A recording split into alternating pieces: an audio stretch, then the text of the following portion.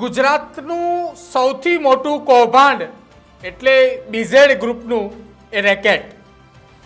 BZ ગ્રુપના કૌભાંડની અંદર કરોડો રૂપિયા ચાવ કરનાર ભૂપેન્દ્રસિંહ ઝાલાનો વધુ એક કૌભાંડ સામે આવ્યું. ભૂપેન્દ્રસિંહ ઝાલા ઉત્તર ગુજરાતની અંદર જે વાહવાહી કમાઈ રહ્યો હતો, જે નામના તેની વધી રહી હતી, તે હવે એક બાદ એક ખુલાસાઓ થઈ રહ્યા છે.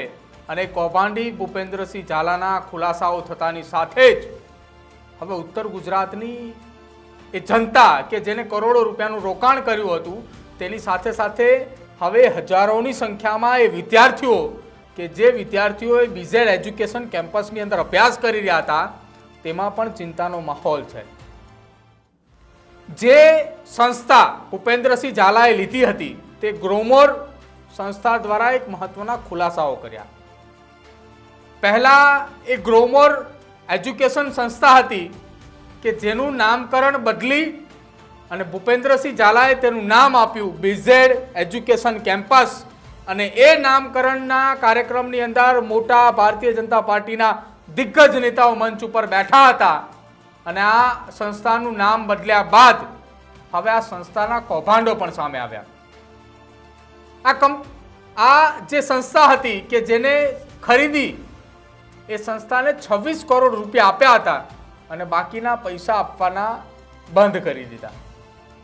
આ ડીલ કેટલામાં થઈ એ ગ્રોમોર સંસ્થાના માલિકે તો ન જણાવ્યું, એ ટ્રસ્ટના આગેવાનોએ તો ન જણાવ્યું, પરંતુ આ ડીલની અમુક માતબર રકમ જે છે તે આપવામાં આવી. કોલેજ પોતાના નામે કરી, બીઝેડ એજ્યુકેશન કેમ્પસ નામ આપ્યું અને ત્યારબાદ આ ભૂપેન્દ્રસિંહ ઝાલાએ કૌભાંડની શરૂઆત કરી. શું કહ્યું એ ગ્રોમોર સંસ્થાના ટ્રસ્ટીઓએ, ગ્રોમોર સંસ્થાના માલિકોએ, એ સાંભળો. પહેલા 3/12/2023ના દિવસે ભૂપેન્દ્રસિંહ સાથે એ પહેલાં એક ઔપચારિક મિટિંગ અમારે પ્રોફેસર BL પટેલ સાહેબ સાથે ભૂપેન્દ્રસિંહની સાથે થયેલી હતી. મૂળ અમારું ગ્રોમોર ફાઉન્ડેશન ટ્રસ્ટનો એક ઉદ્દેશ એવો હોય કે વિદ્યાર્થીઓનું ભવિષ્ય. સાબરકાંઠાની અંદર આ સંસ્થા બનાવવાનો મુખ્ય ઉદ્દેશ જ એ હતો કે આ આપણી જન્મભૂમિ છે, કર્મભૂમિ છે, એટલે અહીંના વિદ્યાર્થીઓને એક સારી સંસ્થાનો લાભ મળે. સમય સાથે 17 વર્ષના એક સમયગાળા પછી ગ્રોમોર એક વટવૃક્ષ બનેલું. સમય સાથે અમારા ટ્રસ્ટ મંડળની અંદર કે જે મોટાભાગના મુંબઈથી આવેલા હતા, દરેકના વિષય એવા હતા કે ભાઈ હવે આપણે ગ્રોમોરના એક રિધમ મોડની અંદર, એક ઓટો મોડની અંદર આવ્યા પછી ફરીથી મુંબઈ જઈએ. એવા સંજોગોમાં ટ્રસ્ટ મંડળ સંચાલકો એવું નક્કી કર્યું કે ભાઈ કોઈ યોગ્ય વ્યક્તિ આને ચલાવવાવાળો મળતો હોય તો આપણે આ સંસ્થાને ચેન્જ ઓફ મેનેજમેન્ટની અંદર એન્ટર કરી અને આ સંસ્થા કોઈ યોગ્ય વ્યક્તિ ચલાવે એ આશા સાથે જ એની સામે ભૂપેન્દ્રસિંહની એ વખતની એક આપણી એની ઇમેજ એક વેપારી તરીકેની, એક ફાઇનાન્શિયલ મજબૂત વ્યક્તિ તરીકેની હતી. એટલે એની સાથે ડીલ માટે આપણે એટલે જ આગળ વધ્યા એક કમિટમેન્ટ સાથે કે એમનું એક વિઝન હતું કે ભાઈ હું ગ્રોમોરને એક યુનિવર્સિટી લેવલ સુધી લઈ જઈશ અને અત્યારે જે વિદ્યાર્થીઓ છે કે ભવિષ્યમાં જે વિદ્યાર્થીઓ આવશે એનું ભવિષ્ય હું ઉજળું બનાવીશ. એ ઉદ્દેશ સાથે જ અમે એની સાથે એ ડીલ કરી 81 કરોડ અને 50 લાખની અંદર અમે આ ડીલ ફાઇનલ કરેલી હતી. પહેલો હપ્તો 26 કરોડનો એને 1 થી 1.5 મહિનાની અંદર ચૂક્યો.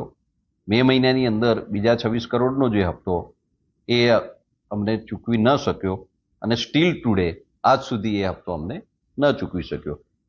એ સમયગાળા દરમિયાન અમે અનેકવિધ પ્રયત્નો એને મળવાના કરેલા, પણ હવે કોઈ સમયગાળા દરમિયાન એ મળે, ક્યારેક ન મળે, એમનાથી વાત થાય ન થાય, એવા ઘણા વિષયો આવ્યા. પણ એ સમયે પણ અમે એના અગેન્સ્ટ કોઈ એક્શન મોડમાં એટલા માટે ન ગયા કે આ એક શૈક્ષણિક સંસ્થા છે, વિદ્યાર્થીઓના ભવિષ્ય સાથેની સંસ્થા જોડાયેલી હોય એ વખતે અમે કોઈ એક્શન લઈએ તો એની અસર સીધી જ વિદ્યાર્થીઓ ઉપર પડે એવું અમારે નહોતું કરવું. અને 5 મહિનાના સમયગાળા દરમિયાન આ 31 એકરની આગળની જે જમીન છે જે મૂળ અમારા જોડે જ છે, અમારા નામે જ છે. એટલે આ જગ્યા ઉપર જ અમે બેસીને ભૂપેન્દ્રસિંહ સાથે ચોખવટ કરી કે ભાઈ હવે આ ડીલમાં તમારાથી આગળ વધી શકાય એવું ન હોય તો મૂળ સંસ્થા કે જે ટ્રસ્ટ છે કે જે ચેન્જ ઓફ મેનેજમેન્ટથી તમે એન્ટર થયા છો એને આપ રન કરો. અમારી આગળની આ પ્રોપર્ટી છે એ આજથી અમે અહીં બેસીએ છીએ. એટલે એમાં જો કે એમને કોઈ બીજો વાંધો ન હોય અને સ્વાભાવિક રીતે એમને એક કમિટમેન્ટના આધારે અમે આગળ વધ્યા કે ભાઈ હું નજીકના સમયમાં તમને બાકીની રકમ ચૂકતે કરીશ. પણ એ પણ દિવાળી પહેલાંનો વાયદો અને દિવાળી પછીનો એટલે ઓક્ટોબર પહેલાંનો અને ઓક્ટોબર પછીનો પણ જે વાયદો હતો એ ચૂકવી ન શક્યા અમને.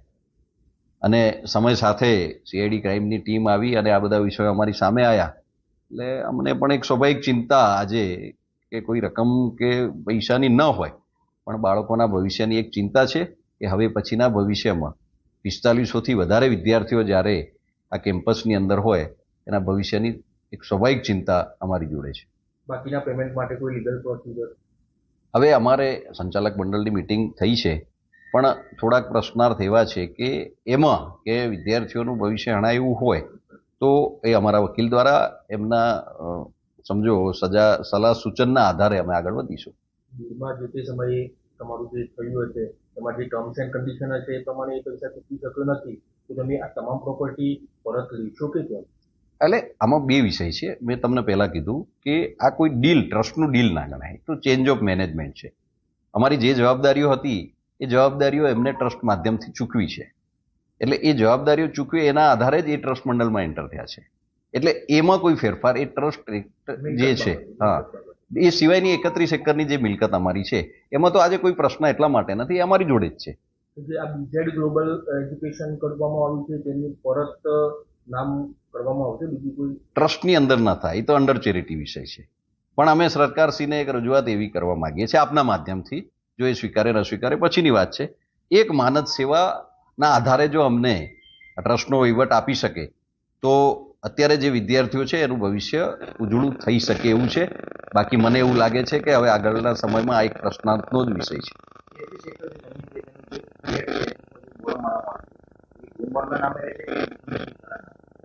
બે વિષય છે. આજે આ અમારી પ્રોપર્ટીમાં આપણે આજે જ બોર્ડ ઉતારી શકીએ છીએ, પણ ફર્ધર હું ફરીથી એક જ વાત કરીશ કે એમાં કે વિદ્યાર્થીઓ કે શિક્ષણ ઉપર અસર થવાની હોય તો અમે એક્શન મોડ ઉપર નથી જતા. અમારી સાથે કોઈ પણ પ્રકારની ક્રાઇમની ટીમ કે સીઆઈડીની ટીમ કે લોકલ ઓથોરિટી દ્વારા આની કોઈ તપાસ થઈ નથી.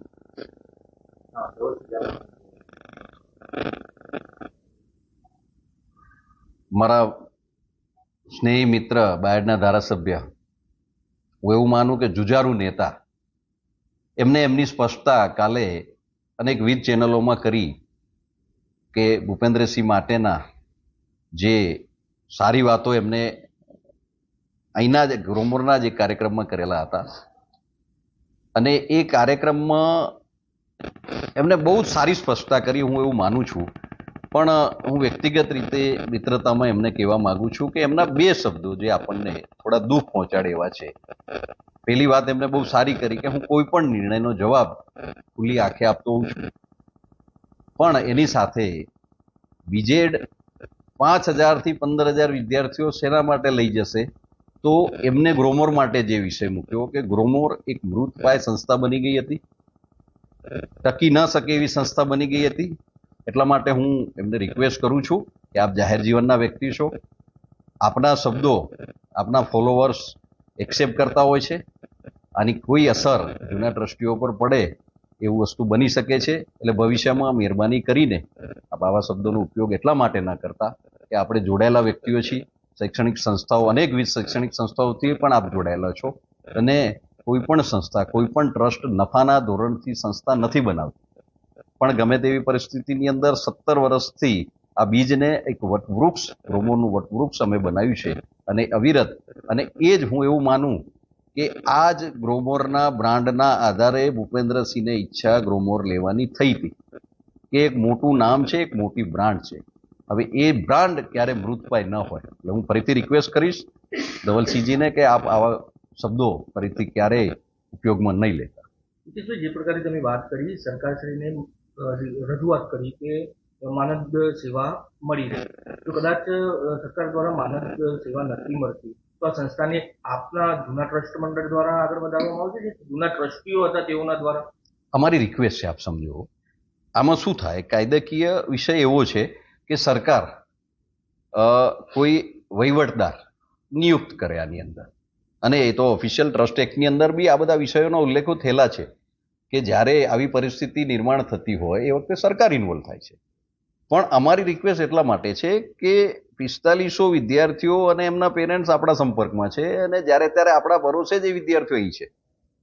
તો અમે એક એથિકલી એક સિદ્ધાંતના બેઝ ઉપર કહીએ છીએ કે અમારે કોઈ જ નફાનો ઉદ્દેશ એમાં ન હોય, માત્ર માનદ સેવાનો વિષય છે. તો અમે સાથે રહીને, કોઈ વહીવટદારો એની સાથે રહીને અને આગળ રન કરવા માટે ઈચ્છિત છીએ. તો સાંભળ્યું આપે આ ભૂપેન્દ્રસિંહ ઝાલાની કર્મકુંડળી. ભૂપેન્દ્રસિંહ ઝાલા 2 ના 3, 2 ના 4, 1 ના 2 કેવી રીતે કરતો તે કોઈને નથી ખબર, પરંતુ 26 કરોડમાં આખું એજ્યુકેશન કેમ્પસ એને ખરીદ્યું. અને એ વ્યક્તિ પોતાના આઈટી રિટર્નની અંદર રકમ કેટલી બતાવે છે? માત્ર 10 લાખ, 12 લાખ, 15 લાખ ને 17 લાખ. સાહેબ, ગોટાળો તો પહેલેથી જ કરતો હતો, પરંતુ કોઈના ત્યાં તાર નહોતા પહોંચતા. કેમ તાર નહોતા પહોંચતા? કેમ કે ભૂપેન્દ્રસિંહ ઝાલા મોટા મોટા નેતાઓની સાથે રહેતો હતો, મોટા મોટા નેતાઓની સેવા કરતો હતો. અને હવે તો એવા ખુલાસાઓ પણ થઈ રહ્યા છે કે આ ભૂપેન્દ્રસિંહ ઝાલા એકમાત્ર મોહરું છે, તેની પાછળ કેટલાય મોટા રાજકીય નેતાઓના હાથ છે. હવે ઉત્તર ગુજરાતની અંદર નહીં, સમગ્ર ગુજરાતની જનતાની સાથે સાથે એ દેશના ભાવિ ઉપર એ ખતરો છે કે જે એજ્યુકેશન કેમ્પસની અંદર જે વિદ્યાર્થીઓ ભણી રહ્યા છે એમનું શું. એટલા માટે ફરી એકવાર ગ્રોમોર સંસ્થા આગળ આવી અને સંસ્થાએ કહ્યું કે જો સરકાર આદેશ કરશે તો ફરી એક વખત અમે એજ્યુકેશન કેમ્પસને ટેક ઓવર કરીશું અને અમે વિદ્યાર્થીઓનું ભાવિ સુધારશું. શું લાગે છે આ બીઝેડ એજ્યુકેશન કેમ્પસની અંદર પણ આ જ પ્રકારનો કૌભાંડ ચાલતો હતો કે આ કૌભાંડને સાચવવા માટે, કૌભાંડ આગળ વધારવા માટે આ બીઝેડ એજ્યુકેશન કેમ્પસ કરી દીધું? આપનો અભિપ્રાય અમારા કમેન્ટ બોક્સની અંદર જરૂર જણાવજો. અને બીઝેડ ગ્રુપને લઈને પણ જો આપની પાસે કોઈ માહિતી હોય તો અમારા કમેન્ટ બોક્સની અંદર જરૂર લખજો. અમે એ કૌભાંડીને પણ ઉજાગર કરીશું. જોતા રહેજો ન્યૂઝરૂમ. નમસ્કાર.